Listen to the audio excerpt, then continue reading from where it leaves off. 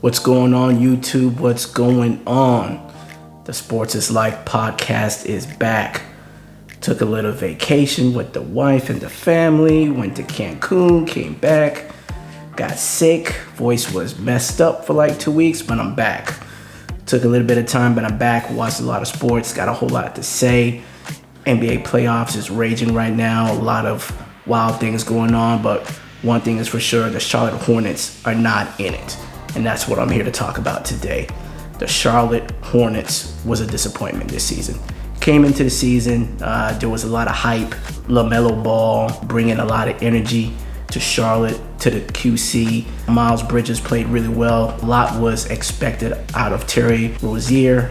He got a brand new contract, getting paid 90-something million now, 20-something per year for the next 4 years. So a lot was expected. Top 6 seed, a playoff mandate, and they horribly failed. Now they might have been 10 games over 500 for the third consecutive years, or 10 games better than their previous year's record, I believe. So 2 years ago, I believe they had 23 wins. Last year they had 33, and this year they had 43.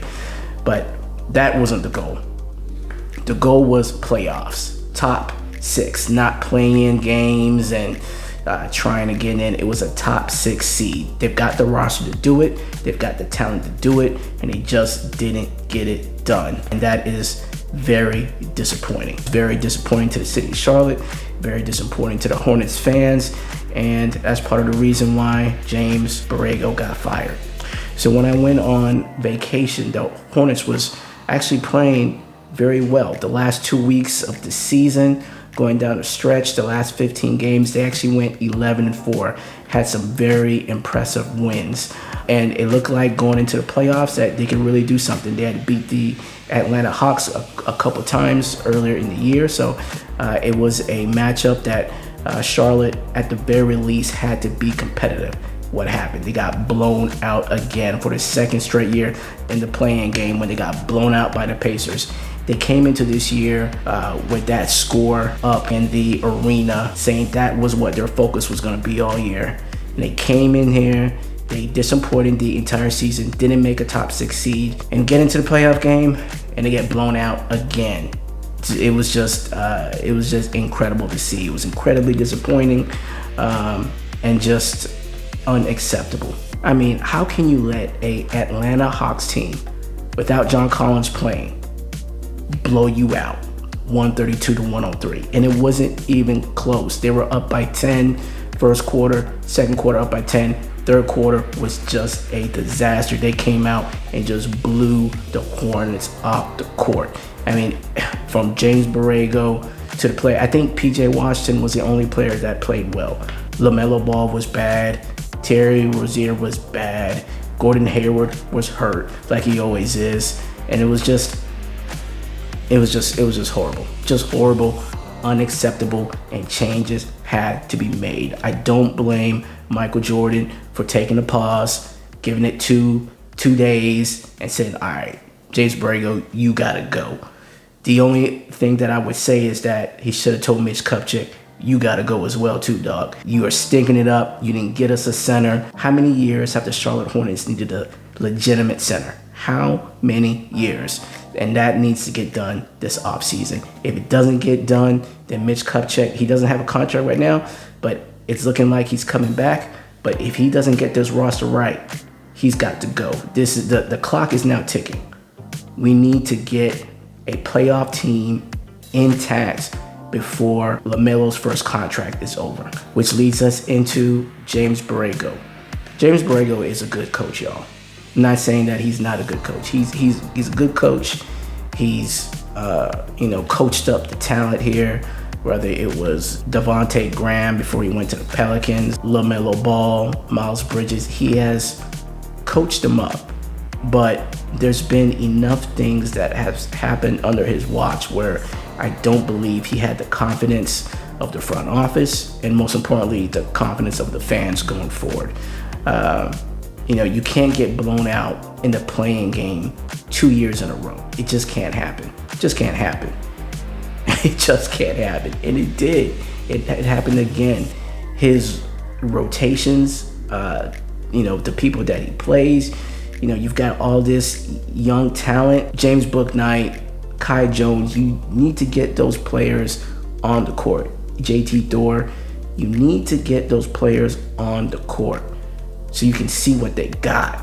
If you knew that this year, going down the stretch, you're still in the 10-9 seed, you see it's not working out, you have to play them young players so that the following year you can see what you have. And James Borrego would still be the coach if they didn't get blown out. I 100% believe that. The only reason why James Borrego got fired is because they got blown out 2 years in a row. When a coach gets blown out 2 years in a row, that means that you don't have your ear to locker room. You cannot motivate these players to come in and work hard. The defense was suspect all year long. Now, that wasn't all James Borrego's fault. Some of that has to go to Mitch Kupchak, the players that you had on the roster. It was just poor roster vision. Whether it was Gordon Hayward giving them that big contract at the beginning of the year when Gordon Hayward was playing well, that was the time to trade him. And since you didn't trade him, now you're stuck with an injury-prone player. Terry Rozier, a big disappointment this year. He got brand new money. You expected him to come in, be that veteran because it's a really young team, be that veteran, hit clutch shots, be really consistent, and he was anything but consistent. Now that coach, Borrego, is gone, the question is, who's the next coach going to be? 3 coaches that come to mind when I think of the Charlotte Hornets. If you want to play small ball, PJ Washington at the 5, try to turn him into a Draymond Green type player. The problem with PJ Washington is on the offensive side of the ball, he's better than Draymond, but on the defensive side of the ball, he's worse than Draymond. What works for the Golden State Warriors is that Draymond is all about defense and just running the offense, and PJ Washington isn't as good as Draymond. Draymond is a better all-around player, and PJ's just not as good to have that kind of impact on the floor as a small ball 5. There's 3 names that really come to mind. First is Quinn Snyder from the Utah Jazz, because I think everyone can see that Utah is going to blow it up at some point. And it's either going to be, Donovan Mitchell gets traded or it's Rudy Gobert gets traded. But either way, they're going to make some serious changes to that team. Quinn Snyder is a veteran coach. I think that he would do well in Charlotte. He seems to have a good head on his shoulders, not necessarily known as a player's coach, but is a good mix of offense and defensive coaching. Next up, Mike D'Antoni. If you want to run that small ball lineup, Mike D'Antoni is probably the best coach that you can get. Just run it up and down the court. LaMelo Ball, if Mitch Kupchak doesn't want to give you a center, that's probably the best that you could do if you just want to run it back. Again, that's only if you can't get a defensive center. You can't get some defense in there. And the last coach that I think can really do well at Charlotte is Kenny Atkinson. He was with the Nets. He was doing a good job before they got KD and Kyrie Irving, and we see what kind of dumpster fire that they've been. They just got swept by the Boston Celtics. So Kenny Atkinson was a real coach, doing a good job with the Nets. He brought that team back, had a lot of good young players, was balling out. They had Jared Allen, they had LeVert, Dinwiddie, a lot of good players, a lot of young players. He developed them up right, and then they got KD and Kyrie, and the thing just went off the rails. So you don't blame Kenny Atkinson at all. I think that he would be a good hire, a good long-term hire for the Charlotte Hornets. Last thing is roster building. If Mitch Kupchak is going to be the GM going forward, he's got to do some things to this roster. The first thing is get Gordon Hayward out of here. He's got to go. Gordon Hayward has got to go. H2O, he has got to go. One, he's never healthy. He's never healthy. You're paying him all this money. You're paying him max money, and he's never on the court. That is unacceptable. 2 years in a row, he's gotten hurt and missed the last 30 games of the season. That cannot happen next year. Number 2, Terry Rozier. He may have to go as well. You may have to package them together to get off of that Gordon Hayward contract. Number 3, you need to get a center. that may be number one. That may not be number three. But for me, Gordon Hayward is number one. You got to get him out of here. To get him out of here, you might have to package Terry Rozier. I think Terry has a lot of cachet around the league that you can package them together and get something back. And number three, you need a center. Whether that's you package Gordon Hayward, trade your hurt player for another team's hurt player, i.e. the Indiana Pacers, Miles Turner. I know that Miles Turner has been rumored to go to the Charlotte Hornets for years now. I kind of don't want to make that trade because Miles Turner has been so hurt, but Gordon Hayward's been hurt too. So either you get together, get a Miles Turner trade, or maybe you go and you swing the bat. You swing the bat really hard and you go get Rudy Gobert, because it looks like, as I said earlier, that Utah is going to blow this thing up.